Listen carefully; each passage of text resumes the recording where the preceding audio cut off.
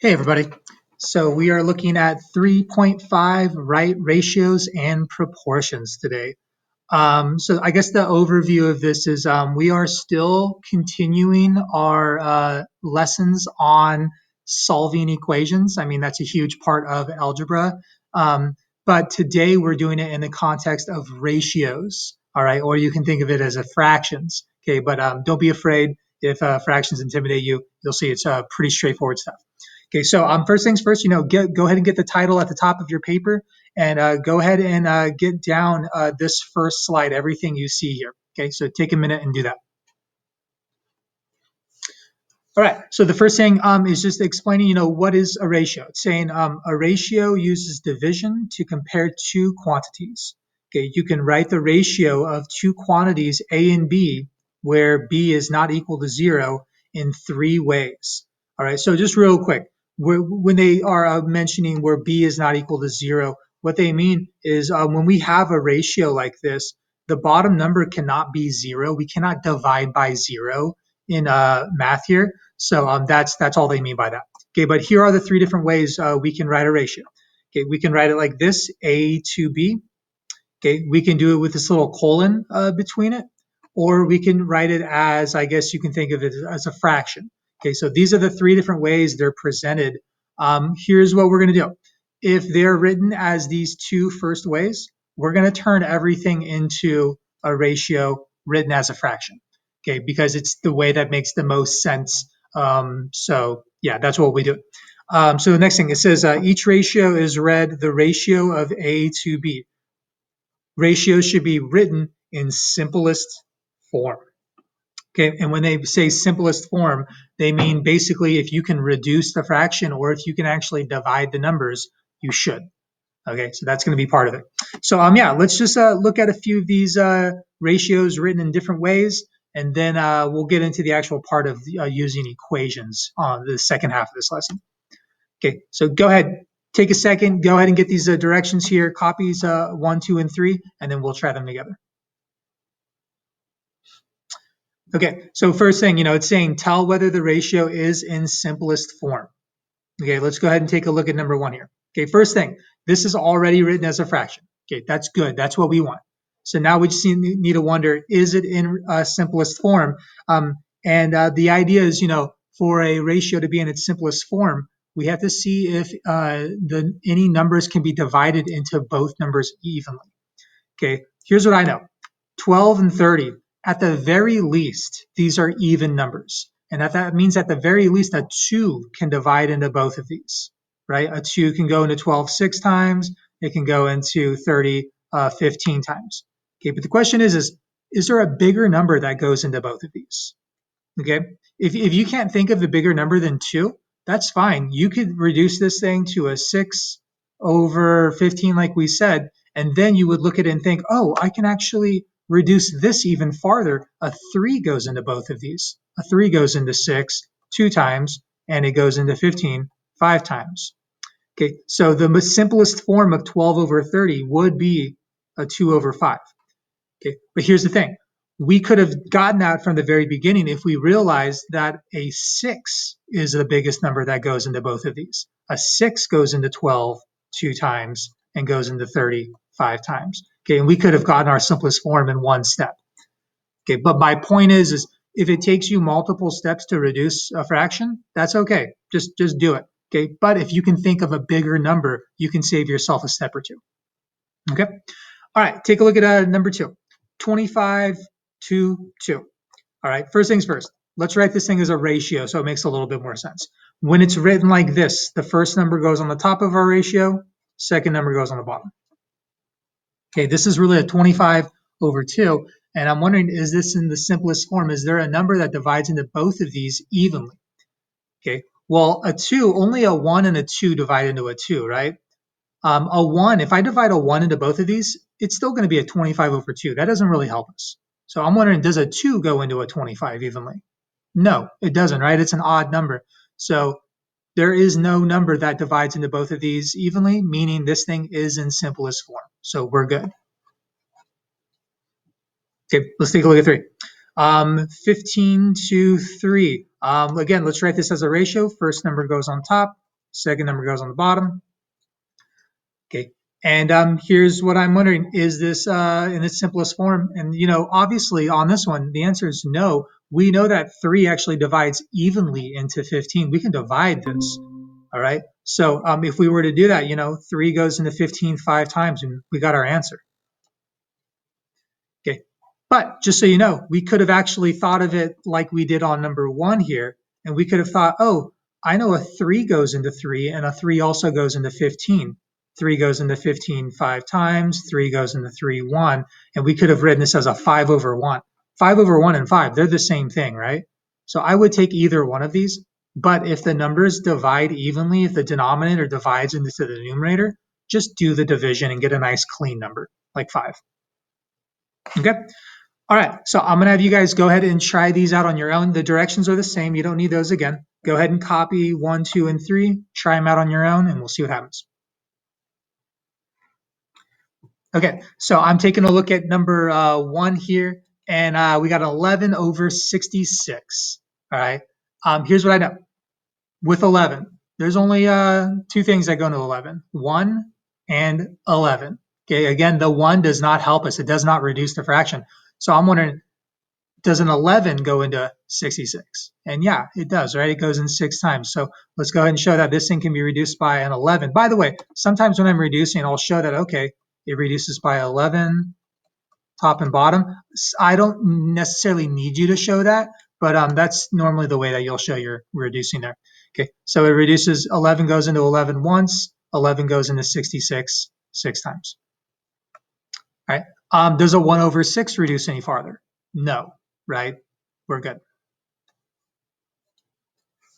All right, number 2, hopefully the first thing you did is wrote this as a ratio, as a fraction here. So I'd write this as a 12 over 18. All right, here's what I immediately think.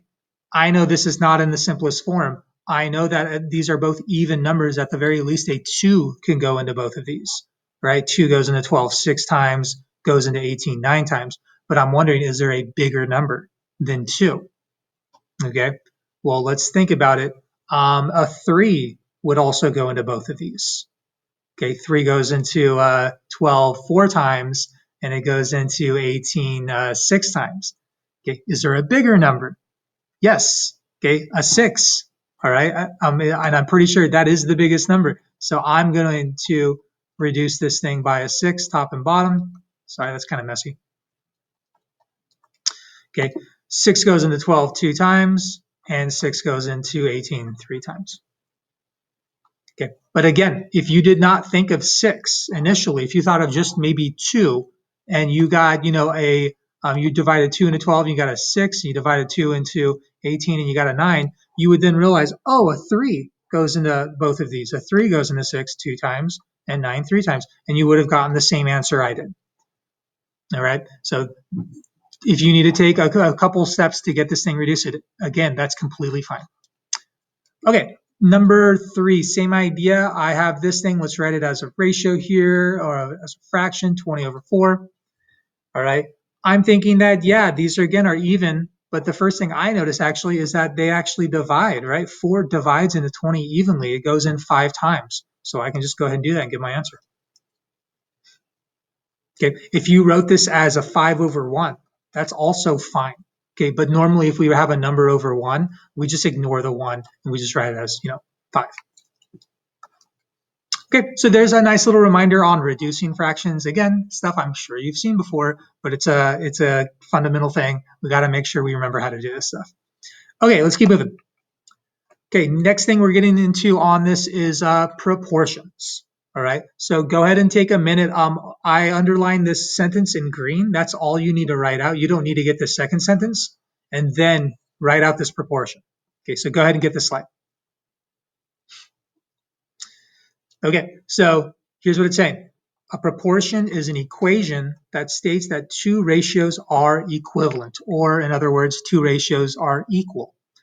Okay, and it says the general form of a proportion is given below. Okay, so here it is. This is our generic form of a proportion. Don't be afraid by the letters. That's just, A could be any number, B could be any number. This is just saying this is what a proportion looks like. All right, two fractions, two ratios set equal. Okay, so what can we do with this? Okay, we can use it to solve. Okay, if we have a variable in one of our ratios, we can use a proportion to solve it. Okay, so take a second, get this example. We'll do it together.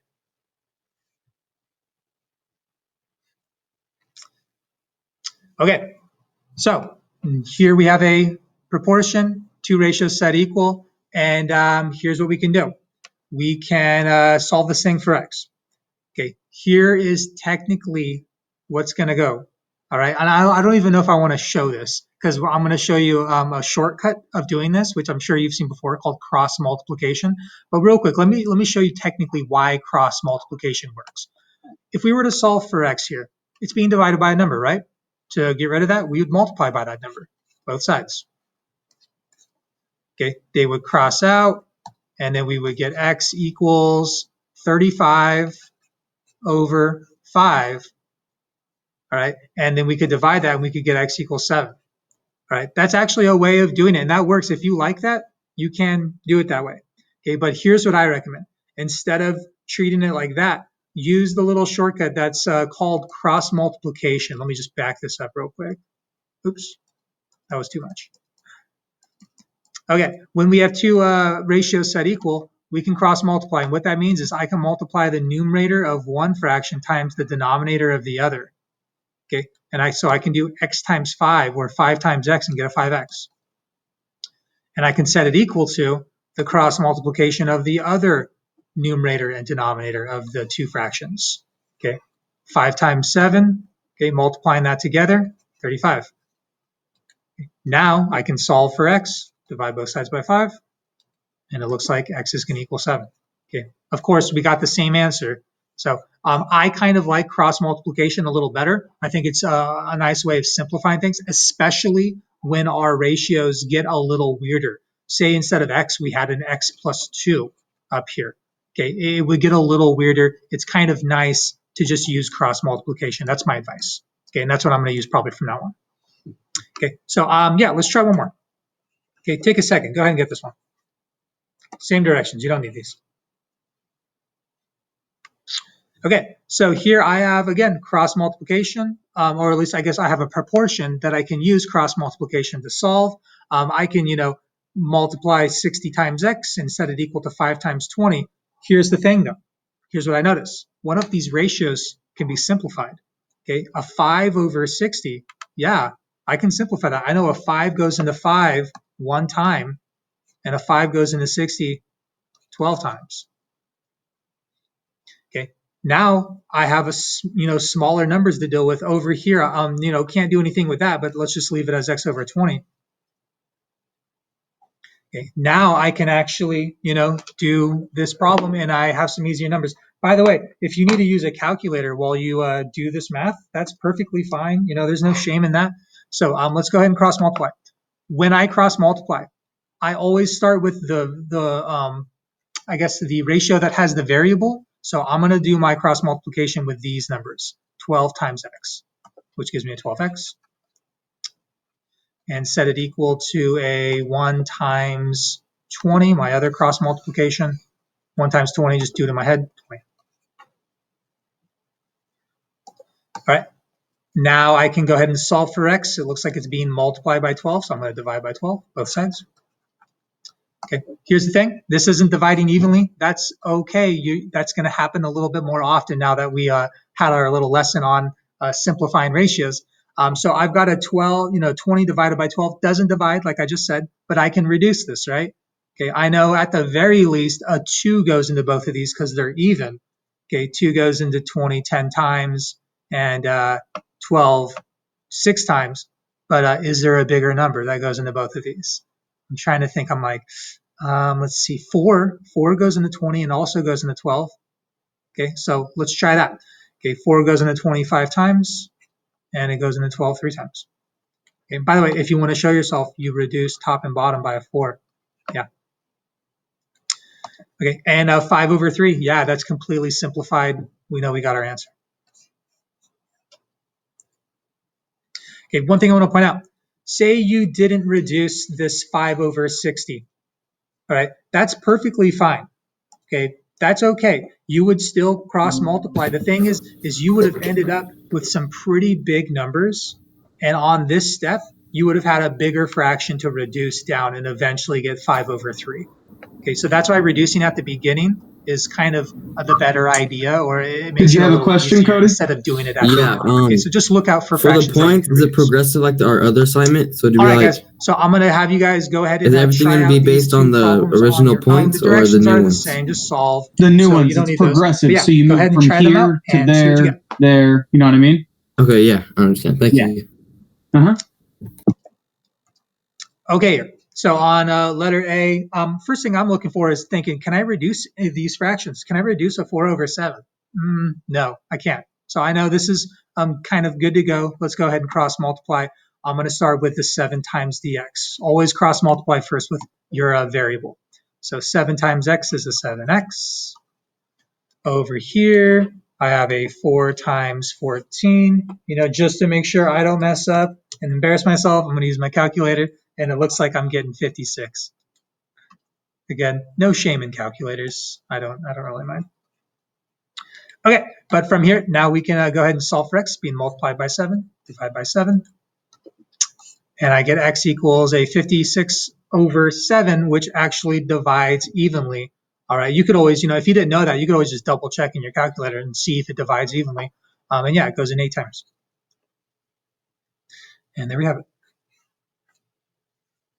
Okay, by the way, if they ever have you checking your solution, again, I don't mind if you just do it in your head. If I plugged in an 8 here, and I got an 8 over 14, I know an 8 over 14 reduces to a 4 over 7. Yeah, they're equal. Yeah. Okay, so let's take a look at this last one here. Again, I'm looking to see, do I have any ratios I can simplify before I cross multiply? 5 over 2? Nope, again, it doesn't work, so that's fine. Let's go ahead and cross multiply. 2 times m gives me a 2m. Setting it equal to 5 times 12, which, I would just do in your head if you can, or a calculator and get a 60. Okay, last thing, pretty simple. Just going to go ahead and divide by 2. And it looks like m is going to equal, this divides evenly, no fractions on these ones, so it looks like m equals 30. Okay, and again, if you want to check in your head, if I plugged in 30 here, I would get a 30 over 12. I'm wondering, does a 30 over 12 equal a 5 over 2? Well, if I reduce this thing by a 6, I would get 5 over 2. So yeah, they are equal. I know my answer is right. Okay, I'm not requiring you to check, but it's not a bad idea, especially if you have a test. All right, guys, so that's kind of that lesson, a little review on cross multiplication and reducing ratios. Okay, I'll see you guys in class.